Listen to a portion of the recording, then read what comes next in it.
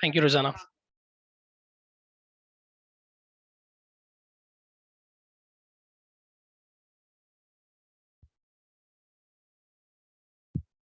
Well, I'll just wait until everyone's in and then we shall begin.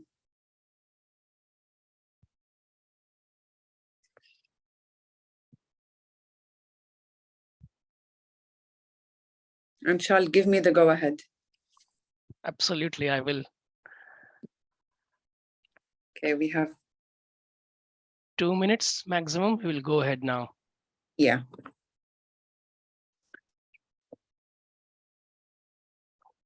I think people are still coming in, so let's just give them 30 seconds until we're all set and ready. Yeah, until maybe 7:05. Until you can mention that we're just waiting for attendees, okay? Sure.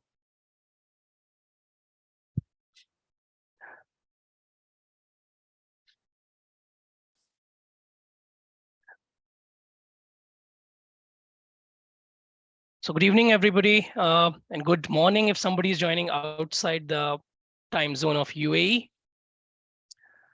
Welcome to this webinar today, which we are going to organize for the first month of the 2023. We are from PMI UAE Chapter, and we have our esteemed events director, Rosanna, with us. So welcome, Rosanna. We are waiting for some more people to come and join us so that we can launch our first webinar for this month. For the year. For the year.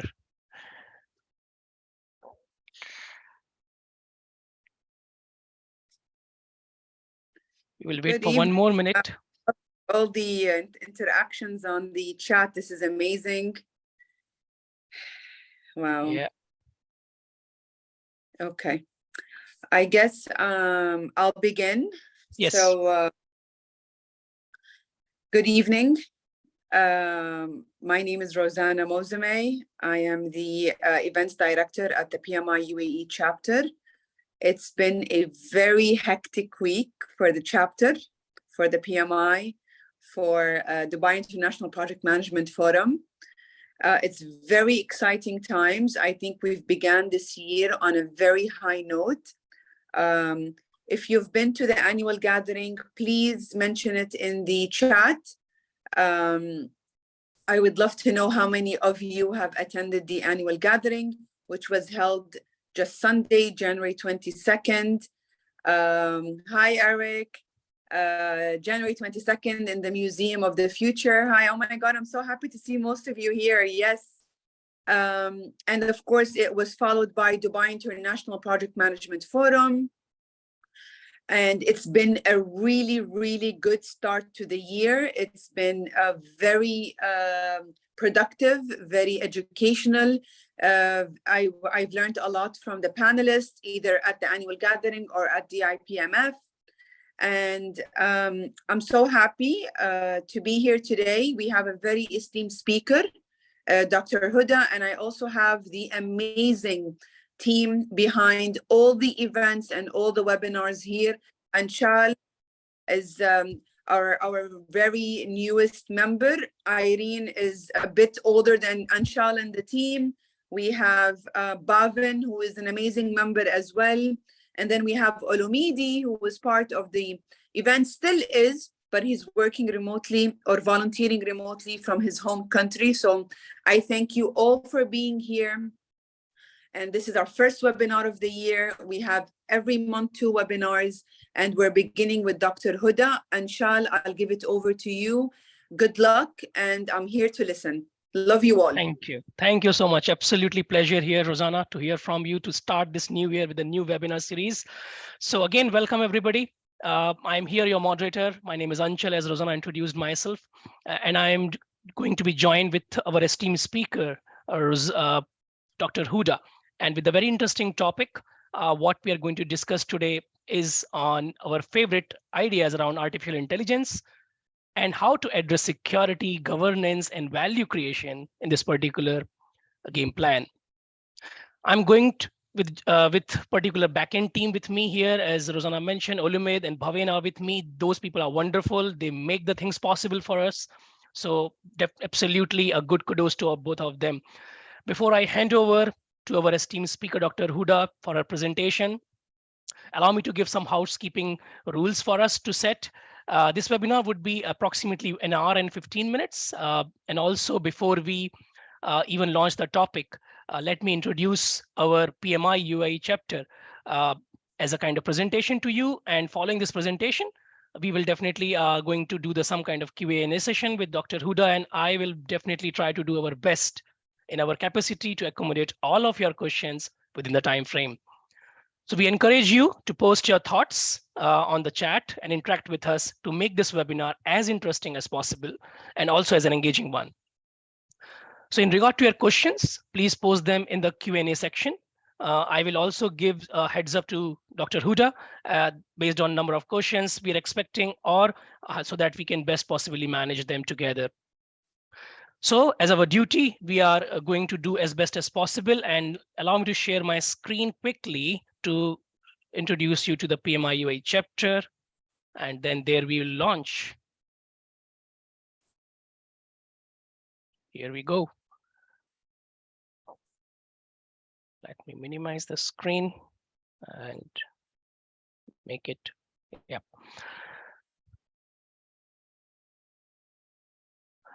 So, okay, so today as we spoke, addressing security and governance in AI is our topic for today's webinar. And we are doing this webinar as a part of the Project Management Institute. So we as a world leader work on the behalf of project management profession worldwide. As a duty of it, we are working under the PMI UAE chapter, which is astonishingly doing well for us. This chapter is the country's particular chapter, which is based on US Project Management Institute and run by 100% volunteers. We are absolutely proud to be in the top 5 chapters globally in terms of the members, and we are growing every day, believe me. We are definitely passionate about project management as a wing, as a profession, and also as a kind of opportunity to develop ourselves in person, as well as do a lot of networking and education. We are also depending equally on all of you to make our chapter activities as interactive and also invigorating as possible, so that please contribute to your activities by interesting talks and presentations, questions, corporate sponsorship, and also help us with your volunteership if you can. So this is our PMI UAE chapter board. As you can see, we have our chapter president, Dr. Mohammed Al Reda, and also the rest of the event heads, and also the other heads, as you can see, for the different particular area of the functions. We in 2023 now, so please allow me to take that a typo over there. Now we're in 2023. So we in this chapter definitely promote 4 different pillars, of course, networking, learning and knowledge sharing, growth of the career, and as well as these events. So the webinar in which we are participating today and interacting is a part of the event series in the form of diversified webinars. Our collaboration partners, here is the list for a few of them here. Those who work with us in all the capacities to sponsor us and to also facilitate with their particular respective members in terms of speakers as well. PDU information. So this webinar would definitely going to cater you 2 strategic PDUs. Automatically would be claimed who are going to attend this webinar within the 4 weeks. You don't need to claim it. Automatically should be get credit in your account. Please engage with the panelists through the Q&A, and also PDUs won't be awarded if you leave the screen online and doing something else. So be mindful of that. So be as alert as possible and try to make best use of this time. If you have any issues regarding receiving the PDUs after the 4 weeks period, in that case, please, you can send an info mail to info@pmiua.org. Our team will definitely get back to you in regarding your query and clarification about it. So to find out more, if you want to know about our upcoming events, definitely you can go to our one-stop shop, pmiua.org, and a lot of social media channel for us where you can follow us in all the forms to see what is happening in and around with us.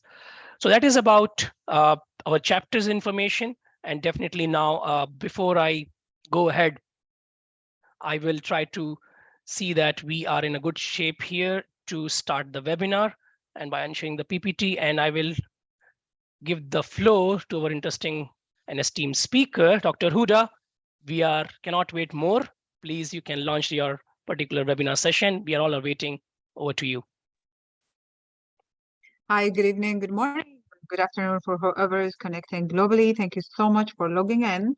I know it has been such, I would say, such an inspiring year so far, and such a very well awaited for year 2023. So I hope it would be something that would contribute positively to everybody on the floor here. My name is Hoda Alkhzaimi. I am an assistant professor in NYU Abu Dhabi. I'm as well of Emirates SEC, which is an emerging technology and research group in NYU Abu Dhabi, and also existing in multiple other spaces, multiple other innovative spaces. Today we're talking about addressing security, governance, and value creation in artificial intelligence. I'm not going to start by asking you the novice questions of what AI and what's your perception of AI, because I know that you know so much about it already. And unless you have been busy hiking around the world somewhere in a disconnected area, so I'm sure you have caught up to the global hype at the moment. When the world is talking about this kind of current economic crisis and saying that the exit pathway of this crisis is actually about motivating, building new technologies based on transformational digital space, AI is in the forefront of that. A bit of review about myself. Thank you, Anshal, for going through that. I grew up on investment funding, and then I moved to be within the science and technology, particularly a space where I built an emerging technology group that conducts research, educate, and shape the discourse when it comes to emerging technology, build industrial ecosystem. Myself, I have a PhD in cryptography analysis. My group worked ultimately on advanced emerging research topic in order to accelerate the conversation that goes around technology, security, and cryptography. And also to discuss multiple other aspects. Before we dive deeper into our conversation, these are my contacts. Please feel free, if you can see them, and I hope that you can see them, that you can capture the screen and feel free to contact me day and night, whatever you want. If I can be of a help or support, I'm here. If you have heard in the past about the governance space of AI, involved in AI kind of projects, research and development project, please feel free to mention on the chat, what did you work on and what exactly were your contribution factor. So if I ask you briefly, because this is a bit of interactive session, to define what is exactly how it is it today evolving, and how is it evolving given the current landscape of opportunities globally? And you type right away in the chat the first kind of highlight that comes into your mind when you're discussing AI. So I can say Amran Ahmed is saying facilitating automation. That's true. I think AI has been put in the forefront of accelerating manufacturing industry. Automation is one of them, and maybe other spaces. So feel free throughout the session to list and what's your top highlight about the field of AI when we're discussing AI.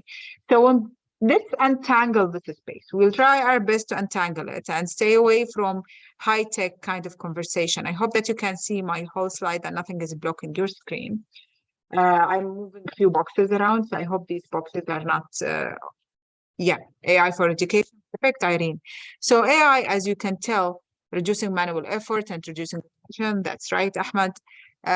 So I can tell you that AI in generality, it's an interdisciplinary science towards the contrary of what we understand, that we're trying to push it into data science and computer science kind of space. It's growing to be more of an interdisciplinary practice, I would say, where you have social scientists, civil movement, political scientists, data scientists, predictive analytics, and also at the moment mechanical engineers being involved to build this interdisciplinary machinery of AI globally.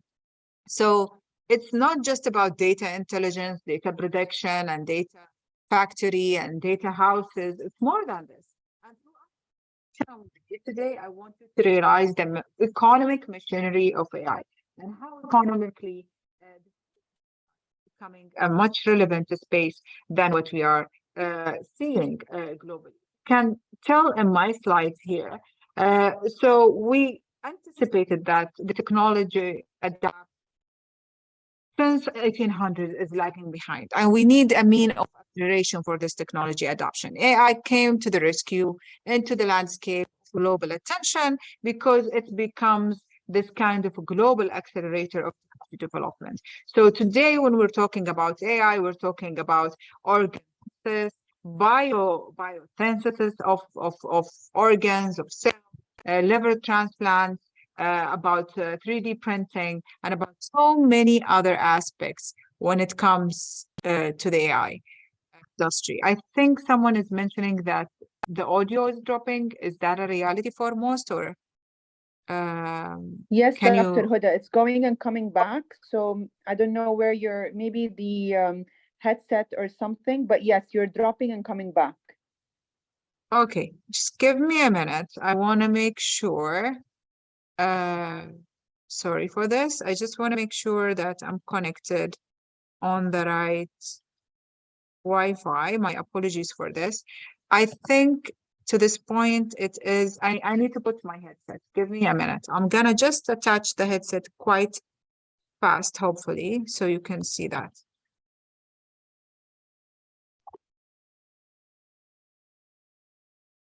Sorry. Okay. Until then, I wanted to anticipate what the global contribution to the economy that AI is anticipated to bring in 2030, let's say, or 2050. You can put in your figures in the chat until I come back. So just give me a minute. I need to grab my headset very quickly. Just a minute.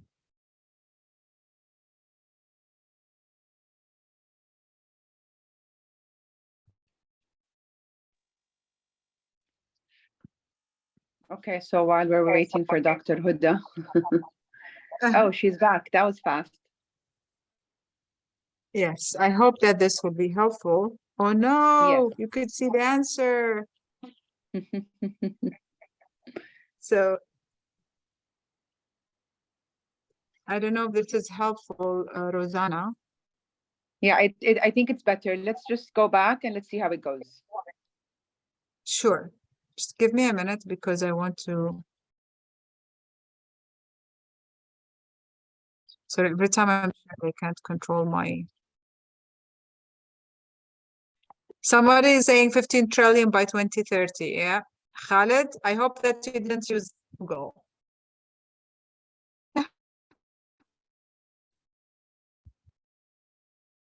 Trillion, and I hope that you can hear me in a better sense at the moment. I could definitely hear myself better. Can you hear me? Yeah? Yes, we can hear you, doctor. Yes. If I'm dropping, please let me know. Thank you so Sure. much for the member who brought that. Okay. So someone said they lost the audio completely. Anwar, I hope that's not the case. Anyway, so when it comes to the AI building blocks, AI was transformational to the technology development industry, or to the way we develop life cycle of technology. I'm sure that as project manager, you care about a lot about the project management life cycle. Why is that? Because it's disrupted a closed private norm of developing a technology and open the box into open source AI.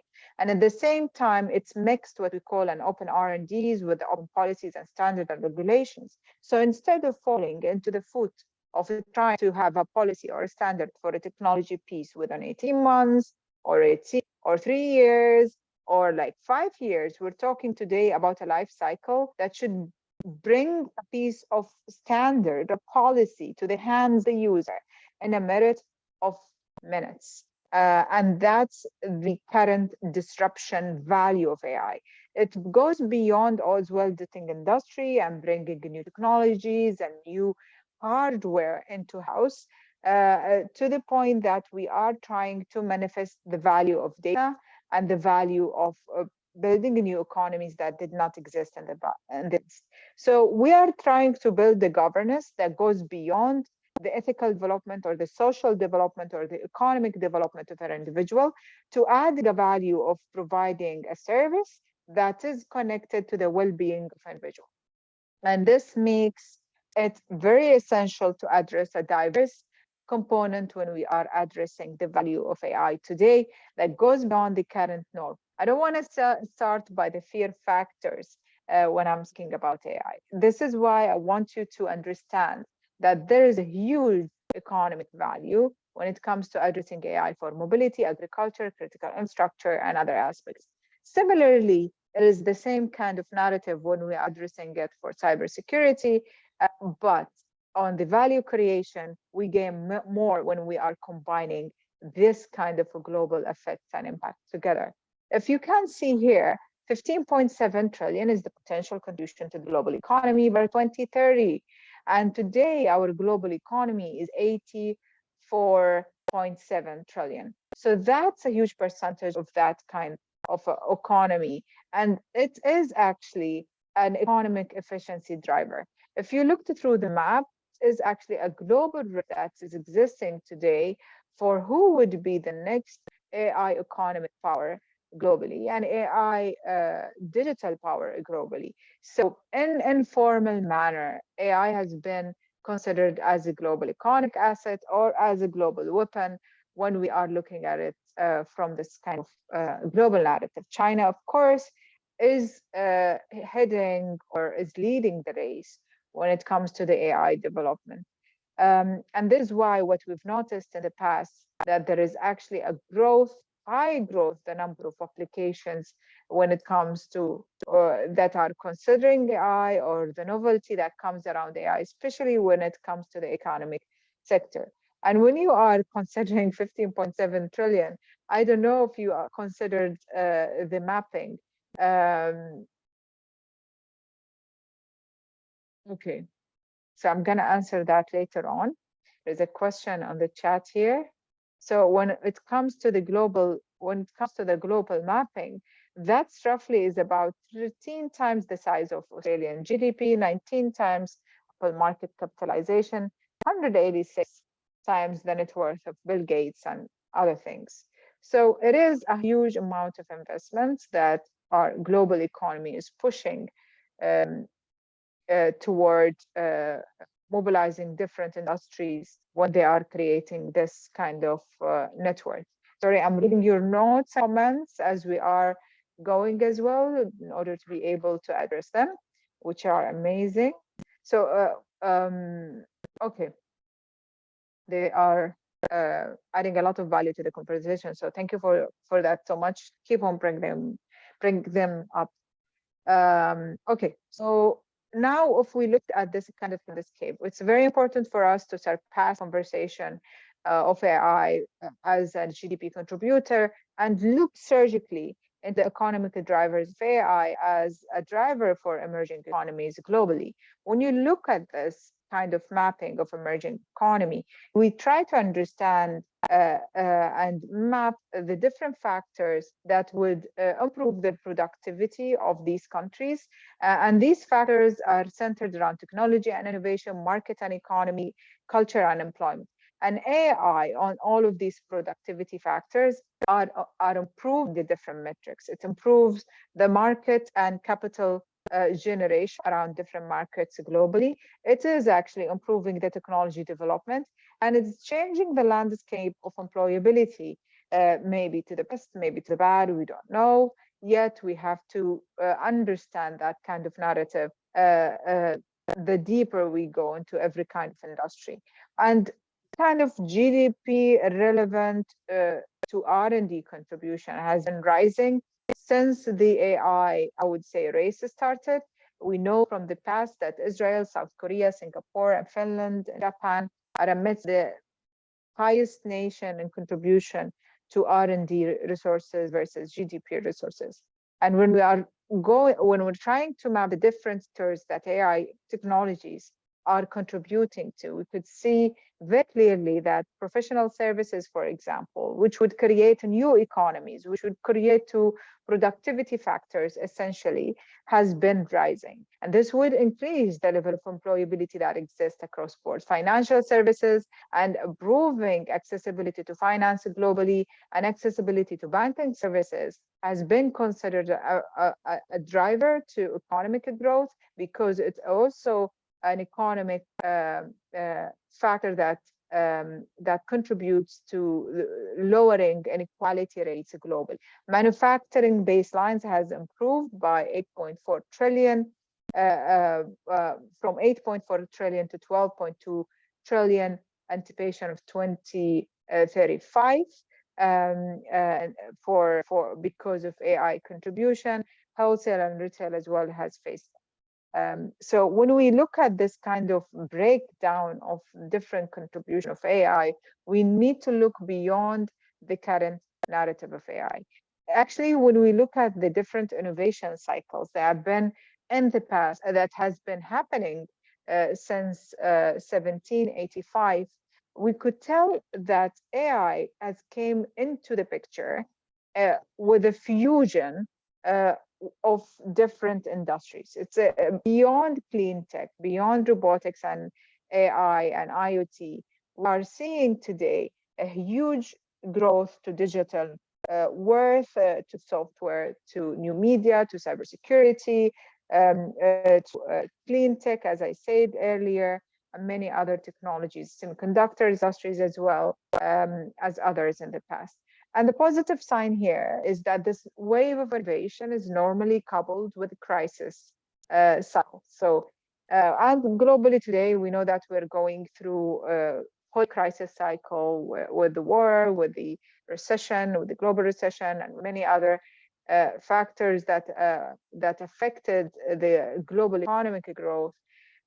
But the positive sign of it is that when you look at to the past measures, as we could see clearly that with every crisis, there is a tendency of relying back on innovation, on creating a new employability market, on creating new capital for new emerging markets.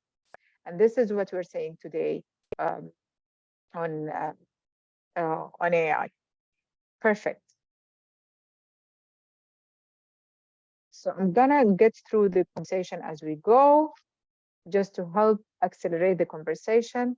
So because of the current narrative that is growing globally around this kind of acceleration of emerging technology adaptation and build, and this has been put into 2023 economic outlook agenda by the European Central Bank and by the IMF, that there is a global focus that's happening at the moment on clean tech and technology transformation. And it is being empowered by the fact that Silicon Valleys don't actually reside in specific regions around the world, but on higher transformation of capital and higher transformation of markets that are existing globally. So we have to actually look beyond the current AI and fourth industrial revolution narrative when we are considering the impact of AI, because when we're considering this impact, we have to look at how AI transformed other sectors like IoT, big data, blockchain, 3D print, robotics, drone, gene editing, new sources of communication or generations of communication like 5G and 6G. At the moment, there are this conversation around it, nanotechnology, solar panels, and others. If you asked OECD, they would tell you in 2018, the investment around emerging technology was around $350 billion, but today in 2025, or in a few years, it's going to be around 3.2 trillion. So this is around a great 10x factor, or more than that, kind of contribution to the investment cycle. And that's because AI has opened the insights to the fact that we really need to build technology that is in sync with the evolution of the critical needs globally. And this is why we're today talking about alternative computing and in the sense of quantum computing and others, memory-based computing, for example, the next level of automation that's required, the visualization processes that are required, and the nature of connectivity, as well as the bio-revolution and next generation materials. And again, AI is a foundational technology that's being used to provide progress within these different technology. And this report you can read with the McKinsey analysis and on different sources here as listed. Again, it's not just about the ability to provide more jobs or may phase out and revolutionize the way we view the job market that's going to be created. It's about this kind of utilization and monetization of digital assets that does not exist in the past. Like, for example, data or the ability to create a new intellectual property online that did not exist in the past. And as well, optimization of different levels of security products that existed in the past for a mechanism protection. But today we are using them in financial markets, like crypto algorithms that are today used in cryptocurrency markets and financial markets to provide optimization to the problem of open finance, the problem of decentralized finance that exists globally. So this is the future disruption that AI is providing as well within the healthcare sector. When we've seen that with the gene editing, global gene editing initiatives that has been pushed, COVID crisis, as well the human genome revelation that happens around COVID times as well.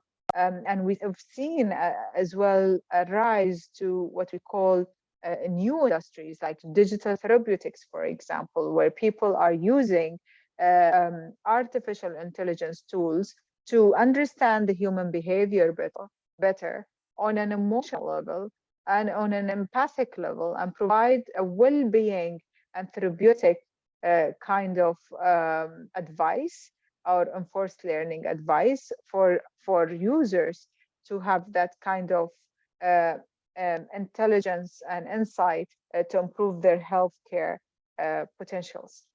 And we could see that cross-board affecting and impacting the healthcare sectors and the finances within the healthcare sectors, and improving the venture funding that existed globally for healthcare. I don't know if you know that as well, AI is a massive contributor to the new transformations. If you looked here at the top 10 healthcare trends innovation for 2022, most of them would have definitely AI involved and integrated within them. Again, these are fields related to mental health care that did not exist in the past. I think one of you in the chat discussed the Internet of Everything. Yes, AI has been an accelerator to that kind of mass deployment of sensory network, where we are anticipated by 2025 we'll have over 50 billion devices or sensors that are available globally. But how can we use these devices and a governance? How can we provide a global governance to these devices and make sure that there is a level of security, a level of coherency when we are using this kind of digital network? AI is one of the tools that are allowing us to innovate throughout the whole system.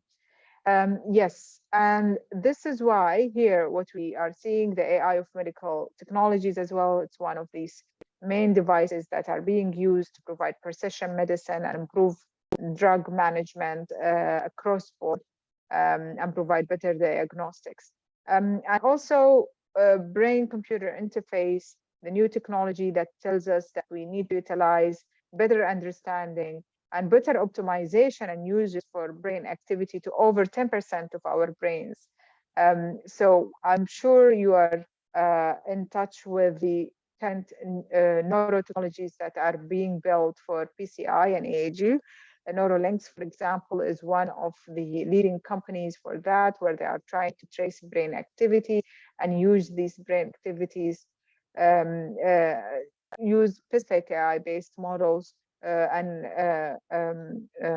image computer vision kind of algorithms in order to monitor the behavior of the brain within specific kind of stimulus that's going to be introduced in different environments.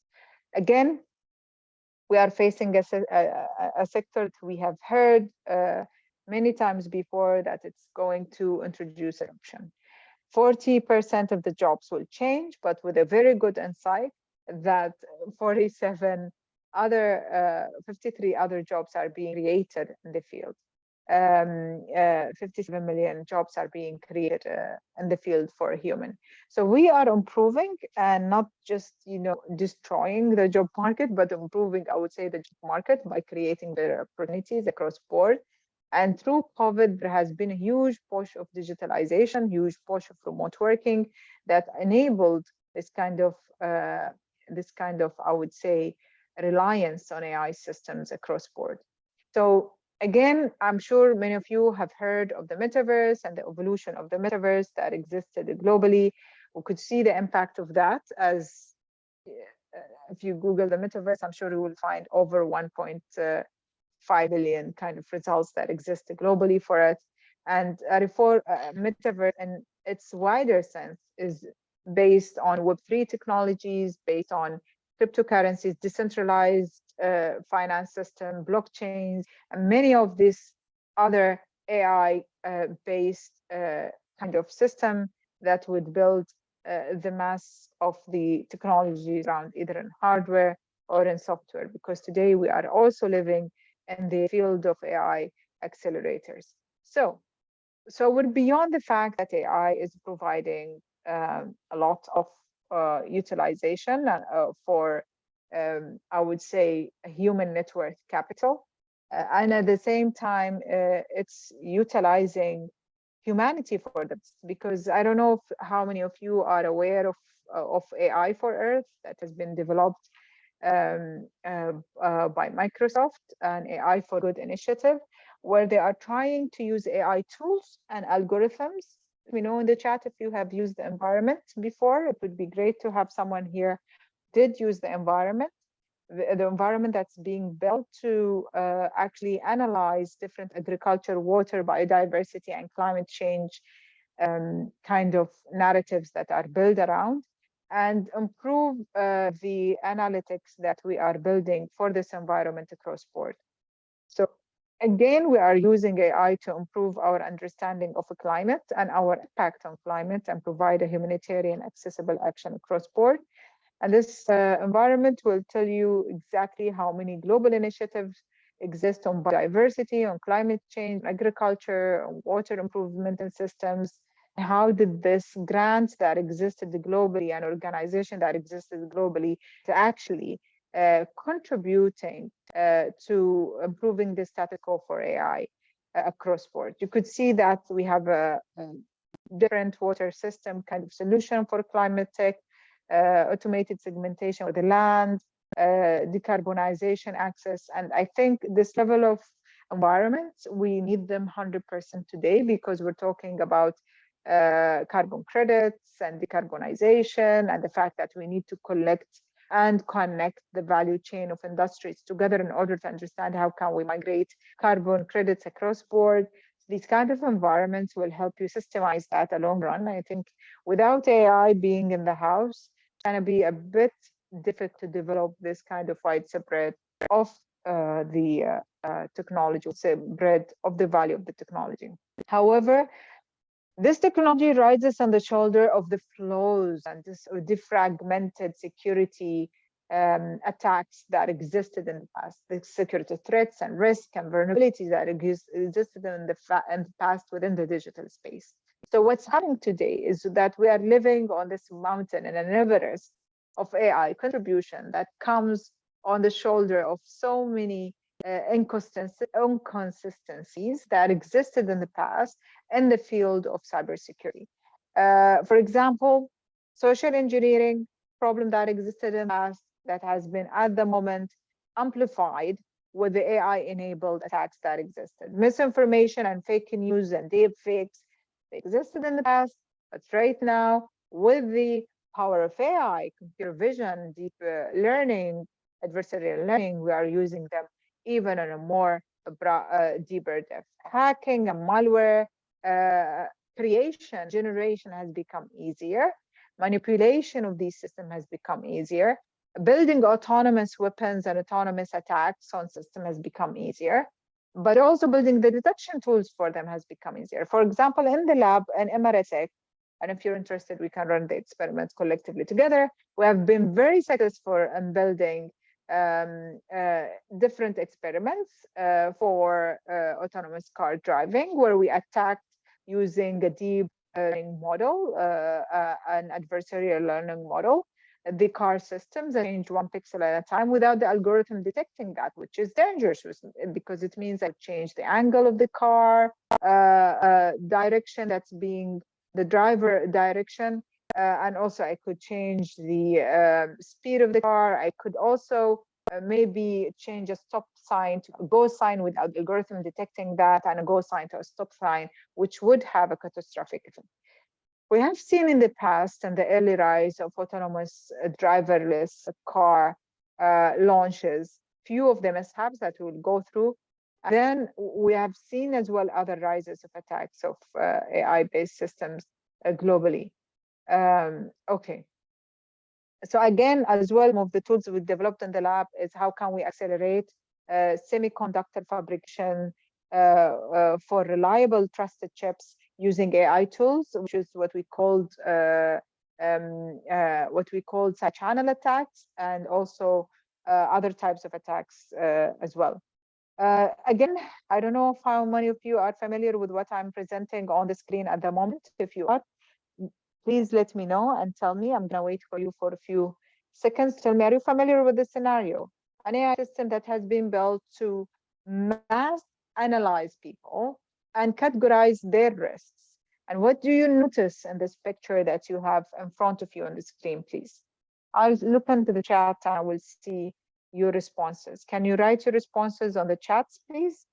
Yeah, exactly. It's face recognition, but under what premise? Racial discrimination, Irene. Great answer. On what basis, Irene? I'm waiting. Yeah, if you can share your screen again, we lost your screen, Dr. Hoda. It looks like it's showing a high risk for people with color. Great, great. That's a very, very, very accurate, actually. Let me just make sure that you can see it. Sorry for this. Okay, sorry, Irene, just a minute. Where did it go? So this again. Yes, you're right. It was a very high discrimination risk or high risks for people of color. But what else? I would say people of color are minority groups as well. So the people notice that AI has top kind of ethical dilemmas here, that the possibility to introduce bias in the AI or provoke different boundaries, legal boundaries that comes with privacy laws are higher here. And as well, using AI with immoral and ethical intents is higher. And using predictive tools to maybe introduce discriminatory acts across the platform is higher as well. So security and accountability for attacks on an AI system has become a global issue. Issues of inclusivity and issues of evading bias, discrimination has been an issue as well. I'm not sure how many of you are familiar with the case of one of the leading tech company when they tried to hire a few of the people and they used an AI tool to classify the CVs, and they ended up discriminating exactly. Amir Riaz, that's the company. It's discriminating against a higher pool of people And still few of these AI tools are being used actually. And we have to be careful. This is why we have to be 100% careful when we use AI tools and for automation, because it could be considered as a very kind of dangerous weapon, autonomous one in this case, that could induce a higher level of risk, and rather than removing or I would say decreasing these risks across board. Yes, data authenticity issues and fraudulent kind of fabrication of content are a few of these issues. Do you think the court will eventually use AI when deciding on sentences? This has been used actually, Irene, this has been an example. A court actually in the US has used AI to decide on sentences, and when they discovered that AI is starting to discriminate against a few of these cases, they stopped using it. And yeah, this is why we have to be careful. Regardless of the automation process that we're using, we have to put a stop at it. Exactly, Anshal. Data privacy equally an issue with deepfakes. That's the case. It's not just data privacy. With deepfakes, you have more of authenticity is being at the forefront of the conversation. It's not complete because it's easier when you build a piece of code to debug that code against errors. But how can you debug a piece of code that you built against the biases, removing these biases? And people discovered, I don't know if I have that, I hope that I have that slide here, but people discovered the mass of, I don't know if you can see my slide. So now this is ethical AI, the different aspects that people, and this is also an initiative by IBM where they're trying to build a trustworthy AI for their client. They're trying to assess what is the risk specifically that would exist for biases. How can we reduce the biases in the AI life cycle? How they can improve the governance and provide a better kind of environment to avoid mischaracterization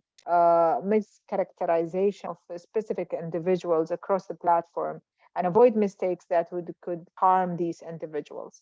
Because globally, we know that cognitive biases that exist in a human sense, there are over 175 biases. And if a human being can embed unconsciously, informally, within the piece of code that they're writing, these biases, given the fact that 80% of our AI professors are males, and 98% of Google workforce are white, 7.1% of applicants to US jobs are men, we will end up with a pool that is a bit skewed because the diversity of thought comes with developing a piece of code maybe is not ultimately accurate. This is why we need to make sure that we have to build a pipeline throughout the development lifecycle of this technology, where we can validate the debiasing approach of data collection, data processing, data analytics, and data development and deployment across the board. IBM, again, they have AI Fairness 360, kind of open toolkit if you want to just go and play with it a little bit. Facebook AI has announced as well that they have injected a new techniques that would mark the images in their data sets in a different level, so they could improve the diversity pool of the matches that exist across Facebook, which is something that you would notice yourself that improved the reliability of the searches recently.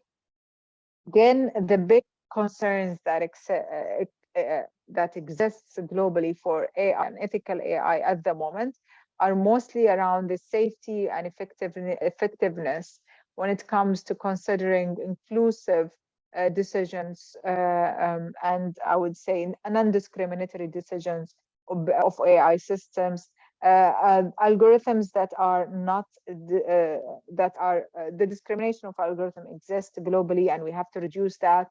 Data privacy issues, as Anshal said earlier, the notice of explanation. Do we actually explain things to people before they're being subjected to AI analytics? What kind of explanation do we provide for them? We lived in a scenario where you will be analyzed and then an output will be produced. But today, you could have been analyzed by an AI system for your biological footprints and for introducing a bit of bioanalytics in you, understanding the tendencies if you're getting specific diseases without you knowing that an AI system doing that and building that kind of biointelligence about you and using it against you in a later stage. A human, the ability to provide alternatives for human beings. What if they don't want to be analyzed? What if they don't want to be, what if they want to be forgotten in a space? Do we have the algorithm supporting that? Do we have alternatives for them to fall back on? What kind of laws should exist here? New cycle of laws and rights, digital rights on different platforms and regulations, and open tools that people could go and fall back on in order to provide a better digital spaces for them that would maybe fight the biases that exist, provide a better regulatory and IP framework, especially in the world where we're living in, when we're talking about NFTs, non-fungible tokens, where you have a different IP structure, intellectual property kind of structure that exists, that you do have to be mindful about, and you do have to build different kind of global personas. So I want to do, okay. Okay, I don't think you can hear this, right? Because I'm connecting my audio. Let me make sure you can hear this. How far or close are we from reaching artificial superintelligence? We're too far, Irene. I'll explain to you in a while. That's my next slide. The culture and diversity. Do we get the presentation copy? I don't know, maybe. Omesh, let me fix it and then copy it for you. Social economics of inequality, yes, we unfortunately live in a world that we contribute to that through the AI that we're developing. This is why it's supposed to be an interdisciplinary piece. People who are building this AI, economists supposed to be on the map, psychologists, social scientists, building the AI with computer scientists. It should not be just technologists building this piece of AI. The user should have the technology tools, the open source tools for them to co-develop the technology piece and the AI piece that is satisfying and convenient for them, because maybe you want to be analyzed, maybe you want to share a piece of your data, maybe you want to monetize that piece of data that you're sharing on. So Facebook could not be the global giants that they are at the moment, or other people using your data for tradability on advertising platform. Rather than that, you want to control all of this and you want to monetize it for your own interest. So I have two examples of the current rising facts of AI risks, and I want you to hear that. So just give me a little bit for me to disconnect so you can hopefully hear this. If I play it, can you hear it? Yes or no? No, we're not. Okay, just give me 1 minute. Thank you so much for your tremendous patience so far. I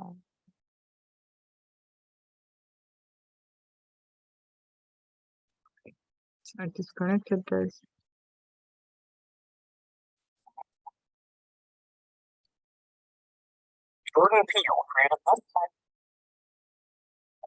Yeah, we can hear. We can hear now.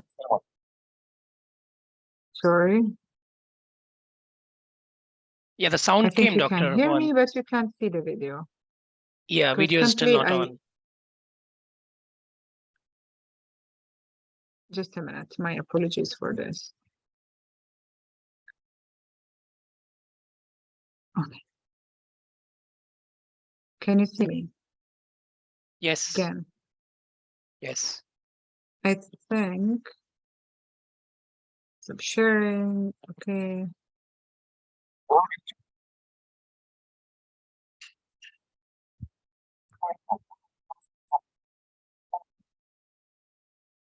Else's mouth. Moving forward.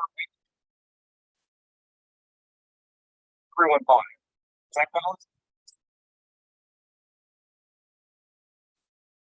For hair.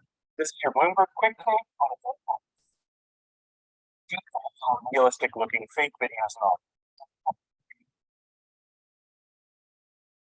It's a means of having things. Just like easy to make and find.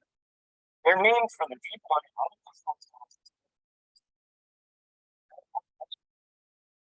So the voice here, the video here talks about deepfake and the rise of deepfakes. And the rise of deepfakes is very important here because it is a form of masquerading digital identities online and providing this kind of real-time analytics to make sure material is appearing, it could appear authentically real while it's not real. And so this is one of the issues that you could face with the AI rising. Also, the other aspect is something here which I don't know if you've looked at before, but it's a crash that involves a self-driving Uber car, where a horrifying picture is showing a driver running over a pedestrian after them putting the self-drive mode on because the algorithm could not detect the pedestrian. And of course, this is something that happened maybe in 2019, I believe, in September or early on. I hope you can hear me at the moment. And it still contributes to the diversity, to the adversity that we are creating when we're creating this new AI systems across board. The risks are massive. It goes beyond the testing and trust system, beyond the compliance, beyond the current norms of attacks that exist or the related risks that exist. It will continue evolving as we are building for these new models and for these new technologies. I'm not sure how many of you have heard. Of course, I've been asked to include generative AI kind of slide. I'm not sure of how many of you have heard of generative AI, if you know of it, if you've heard of it, if you used it, raise your hand on the chat or raise your hand on the side. Yes, we can hear you. You're secretary. Thank you so much. Yeah. Yes. So we have generative AI intelligence and many other intelligence systems that has been built. And people out of sudden they think, oh, wow, it's a new science. It's a new field. We can finally create audios and codes and images and text and simulations and videos. But we have been able to do that for quite a while, for quite a number of years, I would say a year or so. But the tools were not open source as they are at the moment. And we're trying to always say that regardless of what we build within an AI component, the irreplaceable commodity here is the creativity of a human brain or a human intellect or intelligence, the logical reasoning of a human intelligence, the judgment, the ability to reach a specific emotional and analytical judgment of a human intelligence, the intuitive and the common sense. And even with generative AI, we can't match all of these categories at all, and we can't find a typical 100% matching points for all of these aspects from a human perspective. The current generative AI ranks really low on this kind of this kind of matrices. And since its creation, we have seen, as I said, a rise of open source models that drive progressive for generative AI.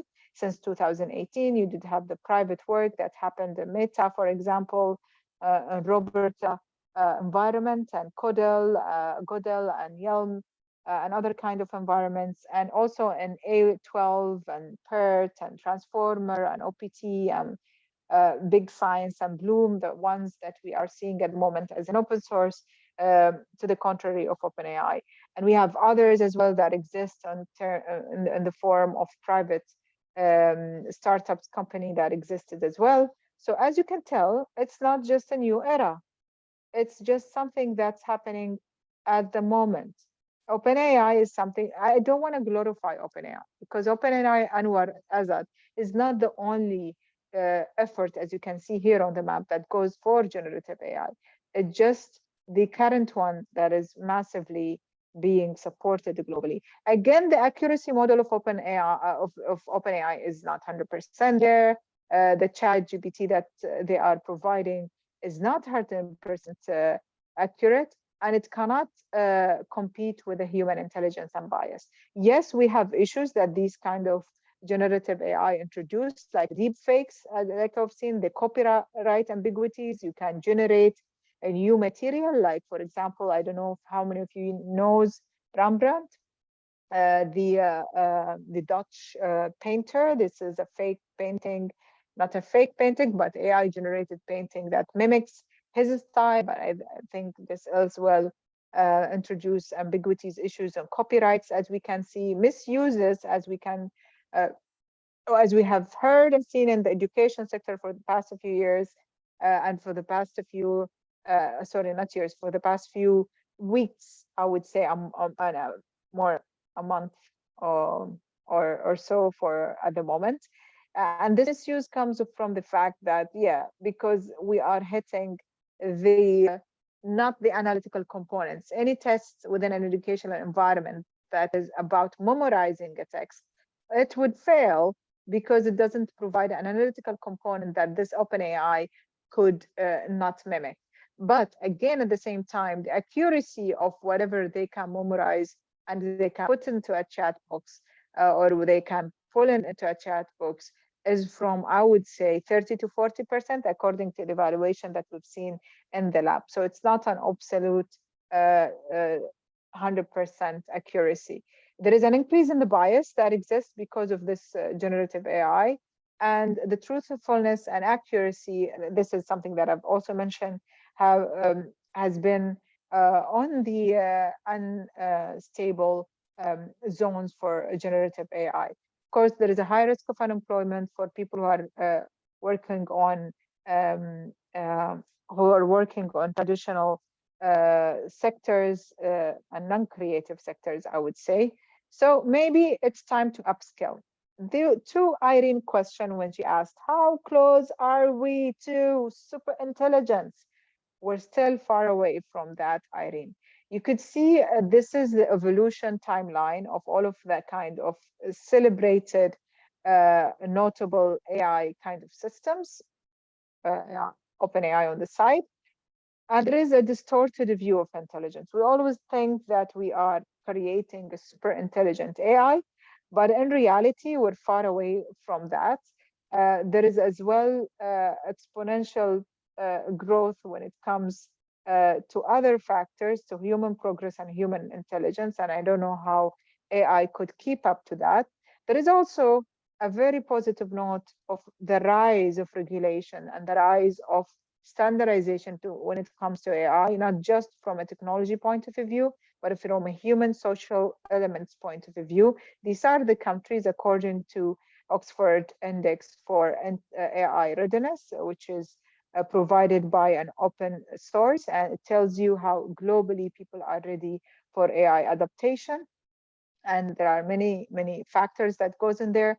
It's an interactive map. When you go online, please, I will encourage you to go to the website, although some information are outdated. It would provide you a better view of this. So again, you see countries focusing on guidelines, permissive laws, prohibitive laws, the laws that are in discussion and regulation. The AU, I would say, takes the lion's share for most of the laws that are developed for AI. China have developed pretty much great AI governance when it comes to their data regulation law, the current one, and other laws that existed globally. I don't want to like stretch. No, it's not safe. It's not safe. The super driving and self-care. We still have to provide better analysis for self-driving options. So I want you to look at this kind of GDPR laws. And there are a few rights here that has been developed by regulators and law practitioners and disassociation of technologists, I would say. The right to be forgotten does not exist today. If you want to be forgotten from digital platform, it cannot happen. There is no actual algorithm that makes this happen. As well, the right to be not to be analyzed. breach notification. It's consent matters. Maybe we have improved on consent matters here. Right to access and portability is there, but a majority, there are still things to be reviewed when it comes to data privacy laws and to general AI regulation laws, especially when it comes to the right of the individual to be forgotten, the informal consents, the notification, the portability, as well supervision and enforcement and liability.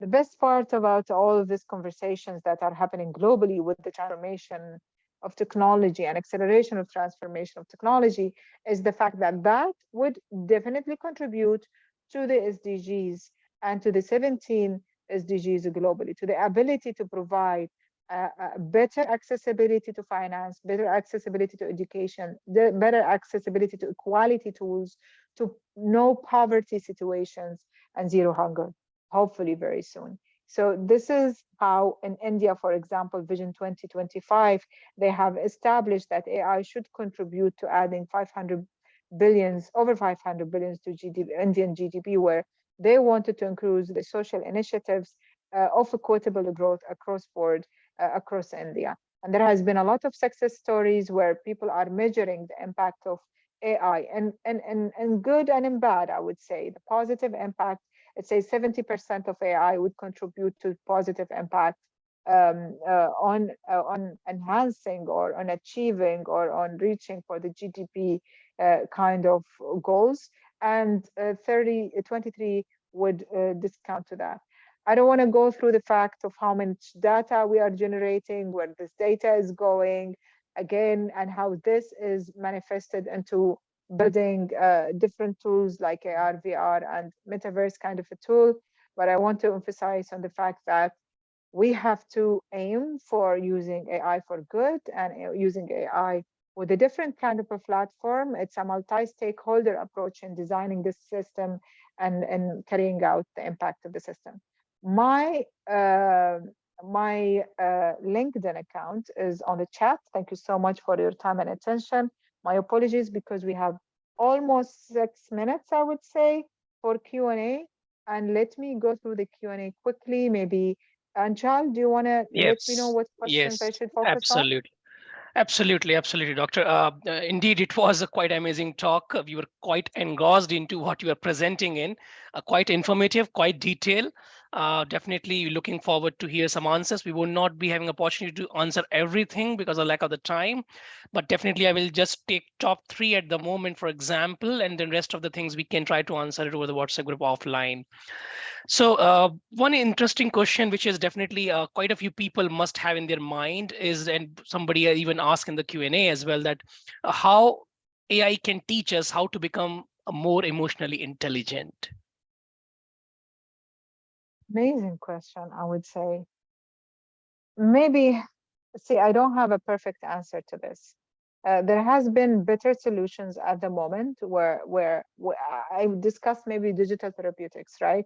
The fact that AI is analyzing you at the moment to figure out your bioprint and understand maybe this person is autistic, maybe this person have a specific speech delay or have specific kind of I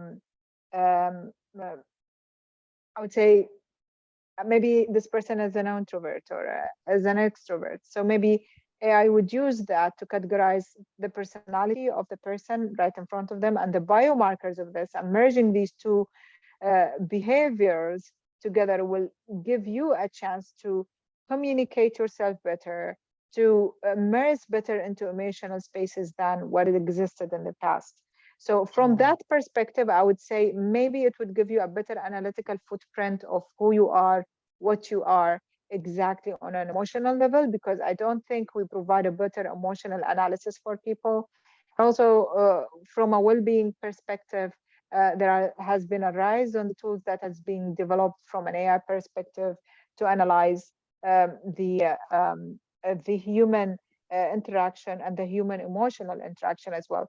I would say maybe AI would also push you to disconnect from time to time and to realize that there is a level of value that exists from being within a non-digital space at a point of time. This is I think the third point that I want to deliver, and what I delivered around neurolinks and neuroscience, and the fact that we are trying to understand what exists exactly in the brain beyond the 10% capacity that we are using, and utilizing human emotional intelligence and intelligence in general to the best. So I hope that Thank you. No, that was a a great quite question, by the way, and yeah. Very philosophical and great questions. No, that definitely it is one of the quite curiosity in the mind when we talk about new technology. We don't leave the human factor behind. I will not be able to take very long questions at the moment, but let me just choose one more because we are already at 10:12. I think quite a bit common, but I think it's very important that we answer that. Fadi asked us that what are the top core skills for the workers required to adapt with AI in the job market in the coming 5 years at least? What's your thought process and what's your recommendation for this? So how to adapt to the impact of AI in the job market, right? Yeah, what are the core skills we need to hone as a workers of the new age to adapt with the AI in the job market? Because we have to work in coexistence. We cannot work in isolation. Yeah. 100%. I think one of the more core elements that we should focus on is the ability to grow, transferability of skills, and transferability of your professional caliber is very important, which means you need to learn how to learn faster, know things faster, and grow in a specific field in a faster dimension than one existed in the past. We always say that kids today, they learn more because they're attached to computers. And I think adults will do that. So there is a huge tendency right now to focus on utilization of time. So people want to work less and focus more.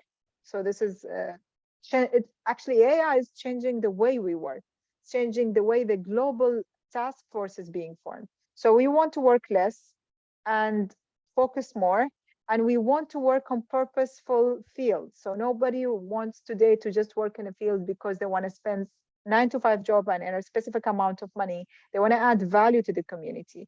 So this kind of purposeful learning, I would say purposeful growth, transferability of skills, making sure that you can stay up to date. So whatever job division or whatever sector or industry or vertical you're in, make sure you're connected to maybe learning a bit of AI related, emerging related technology piece. I'm not sure I would like to advise everybody to go for coding or for Python learning or machine learning learning, but you need to know the new ecosystem. You need to at least know what is the landscape of languages that existed, what is the pros and cons of AI. Make yourself aware of this. You need to as well try to couple using AI element within your work so you can grow more, and maybe also incorporate, beside transferability, beside growth, as well the ongoing long-term lifelong learning kind of protocols, because I think these are the current trends of our task force at the moment that came out of the pressure of the AI to the market. Thank you. Thank you, Doctor. Wonderful answers. I think we have to close because we are already a bit delay over in terms of the timing. To Nair. Nair is asking what courses they want to do as a project manager to stay relevant in the industry. There are a lot of machine learning for project managers courses that are being offered. Try to get that. Try to get a bit of Python and stuff. If you're interested into getting your hands dirty with the nitty-gritty details and try to understand that, maybe a little bit of wide-scale dashboard analytics. As project managers, you are dealing with loads of decisions and loads of way of analyzing these factors and these decisions to provide better analytics for the decision makers. So I know that you could work with Power BI, for example, with Tableau, with different environment when you are building data-based and data-driven decisions. So I would encourage you to please look into these tools and try to stay tech savvy around them, because they will improve your foresight, and they will improve your ability to have an insight about the job that you're doing. Thank you so much for your time and for your interaction, Rosanna, Anshal, Irene, and many others who are the soldiers behind the scene organizing this. Thank you so much for your organization. And everybody Thank else. you, Dr. Hoda, for the amazing presentation. It's been amazing. Was really amazing listening to you, and we hope to see you soon again. Dr. Definitely, Hoda, I'm here. I have one very quick question. Yes, Can you identify traffic lights? Oh, Yes, sir. now, yes, and I can Yeah, pull so- traffic light. Yeah, therefore you're not a robot. Thank you. And I can pull Gotcha. traffic light. Thank you, Irene. Great question. Thank you so much, Doctor. Thank you so much. I think wonderful audience. I think before we end this session, definitely we like to invite you for yet another webinar this week. In fact, we are going at with 31st of Jan. Our next speaker would be Mr. Hoda Alkhzaimi, who will be talking to us about leading with purpose as a new topic, as a topic of the webinar for all of us. You may visit our events page with the PMI UAE website to register yourself. And a good shout to all our friends at the marketing team who are definitely being responsible for posting all the relevant information to all the social media and our events page in our website. As we close to tonight's webinar, I would like to thank to all of you for your wonderful attendance and participation, kept this going around with us. We won't say goodbye without saying a big thank you to rest of the PMI UAE chapter volunteers who are definitely always behind the successful webinars like this, and including our colleagues from membership, outreach, volunteering team, finance, and governance. So until our next webinar, together with my colleague behind the camera, Olimud, Irene, Bhavin, and our events director, Rosanna, all our directors, and we all wish you a wonderful evening going ahead, and the God bless. Thank you. Bye-bye. Thank you. Thank you so Good much. night, everyone. Thank you. Thank you. Bye-bye.